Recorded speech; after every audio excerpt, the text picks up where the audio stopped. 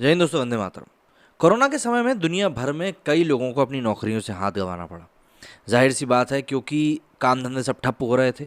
सभी लोगों को लॉकडाउन में घरों में बंद कर दिया गया था, इसीलिए किसी भी प्रकार के काम नहीं चल रहे थे। हालांकि कई सारे सेक्टर ऐसे थे जहां पर वर्क फ्रॉम होम चलता रहा। लेकिन लॉकडाउन के समय पर एक चीज़ और समझ में आई कि भाई नौकरियां कभी भी भरोसेमंद नहीं हो सकती, उसमें कभी भी आपको बाहर निकाला जा सकता है। अब ऐसे में कई सारे ऐसे भारतीय भी हैं जो कि विदेशों में काम कर रहे हैं, बल्कि कई सारे ऐसे देश हैं जहां पर भारतीय आपको मिल ही जाएंगे। तो ऐसे में सबसे बड़ा सवाल अब ये खड़ा होता है कि भाई जिन देशों में भारतीय जाकर काम कर रहे हैं, क्या वो देश अपने नागरिकों को पहले प्राथमिकता नहीं देंगे? अब ऐसे में ही खबर निकल कर ये आ रही है कि सिंगापुर में काम कर रहे करीब 2 लाख भारतीयों को अपनी नौकरी से हाथ गंवाना पड़ सकता है। सिंगापुर की वर्कफोर्स से भारतीय बाहर हो रहे हैं, वहीं नए नियम भविष्य में उनके रास्ते बंद कर रहे हैं। अब विदेशी पेशेवर मतलब कि एम्प्लॉयमेंट पास और एस पास होल्डर की न्यूनतम सैलरी बढ़ाने के फैसले का असर भारतीयों पर पड़ने वाला है। नए ईपी होल्डर की न्यूनतम सैलरी 3.43 लाख से लेकर 3.81 लाख रुपए और एस पास होल्डर की 1.90 से 2.28 लाख तक हो सकती है। पुराने ईपी आवेदकों के लिए निर्धारित सैलरी, जो उम्र तजुर्बों के साथ बढ़ती रहती है, उसको भी बढ़ाया जाएगा। ये बदलाव अगले साल सितंबर से लागू हो जाएंगे। इसके अलावा अगले साल और सितंबर 2025 में भी न्यूनतम सैलरी बढ़ाई जाएगी। इसके पीछे मंशा यही कंपनियां रोजगार में स्थानीय लोगों को तरजीह दें। सरकार लगातार विदेशी पेशावरों के लिए रास्ते बंद करती जा रही है। इन वजहों से कोरोना काल में करीब 3.5 लाख विदेशी पेशावरों को सिंगापुर छोड़ना पड़ा था। इनमें 2 लाख भारतीय हैं। सिंगापुर के वर्कफोर्स में 40% विदेशी हैं। इनमें 2/3 चीन, भारत, जापान, मलेशिया, फिलीपींस के हैं। इस पलायन का असर यहाँ के कारोबार पर भी पड़ रहा है। ज़्यादातर प्रतिष्ठानों को लगता है कि उनके लिए महामारी से हुए नुकसान से उबरना मुश्किल होगा। एक रेस्तरां चेन के मालिक चटकिफ कहते हैं कि फूड एंड बेवरेजेस और सर्विस सेक्टर की ज़रूरतों के लिए स्थानीय लोग फिट नहीं हैं। हम उन्हें पैसे तो अच्छे देते हैं, लेकिन वो नौकरी जल्दी छोड़ देते हैं। बाहर से आने वाले लोग दक्ष होते हैं, उनमें पैसे कमाने की भूख होती है, लेकिन हमारे पास विकल्प नहीं है।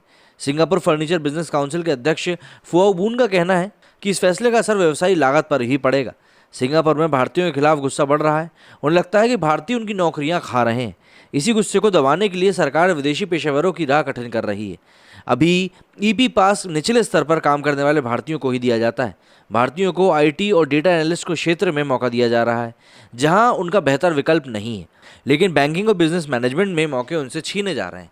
देखिए, अगर आपको ये बात समझ में नहीं आई तो शॉर्ट में आप इस बात को समझिए कि सिंगापुर गवर्नमेंट क्या कर रही है। सिंगापुर गवर्नमेंट कुछ ऐसे रूल्स ला रही है जिसमें कि जो बाहर से आकर काम करने वाले लोग हैं, उनकी जो न्यूनतम सैलरी उसको बढ़ाया जाएगा। मतलब कि अगर आप इस तरह समझिए कि अगर इंडिया में कोई अमेरिकन आके जॉब करना चाहता है तो इंडियन कंपनी को उसको एक मिनिमम सैलरी देनी पड़ेगी। मिनिमम सैलरी कितनी होगी? वो होगी महीने की 3.5 से 4 लाख रुपए। अब इसको ऐसे समझिए कि अगर एक इंडियन कंपनी को एक इंडियन को रखना है तो वो उसको 1 लाख पे रख सकती है, लेकिन अगर वो एक विदेशी को रखती है तो उसको 3.5 लाख रुपए पे करने होंगे। तो ऐसे में ऑब्वियस सी बात है, इंडियन कंपनी यही चाहेगी कि वो इंडियन सिटीजन को ही नौकरी दे, अमेरिकन को ना दे। और इंडिया वाले वैसे भी इतने ज़्यादा टैलेंटेड होते हैं और इतने ज़्यादा देशों में फैले हुए हैं कि कहीं ना कहीं सिंगापुर की जो लोकल कम्युनिटी है, लोकल जो लोग हैं, वो भी इस बात से अब चिढ़ने लगे हैं कि भाई भारतीय जो है उनकी नौकरी आकर खा रहे हैं। मतलब ऐसा हमारे यहाँ तो कई बार अंतर्राज्य में भी देखने को मिल जाता है, लेकिन ये इंटरनेशनल लेवल पर भी है। वहाँ पे लोगों में एक अनरेस्ट बढ़ता जा रहा है कि इंडियंस जो हैं वो आकर हमारी नौकरी खा रहे हैं। तो इसलिए सरकार इस अनरेस्ट को रोकने के लिए भी इस बारे में काम कर रही है। जैसा कि मैंने आपको बताया कि वहाँ पे कई सारे लोग इस बारे में एडमिट कर रहे हैं कि अब भारतीयों को रखना या फिर यूँ कह लें कि विदेशियों को नौकरी पर रखना थोड़ा महंगा पड़ जाएगा। जाहिर सी बात है, कंपनी कॉस्ट कटिंग की तरफ हमेशा भागती है, और अगर कॉस्ट कटिंग को कायदे से करना है तो उनको दूसरे देशों के लोगों को नौकरी से निकालना होगा। अब देखना होगा कि आगे आने वाले समय में इसको लेकर भारतीय सरकार क्या कदम उठाती है, क्योंकि ये वाकई में भारतीयों के लिए एक चिंता का विषय है। मेरे स्टूडियो फिलहाल इतना ही। जय हिंद, जय भारत।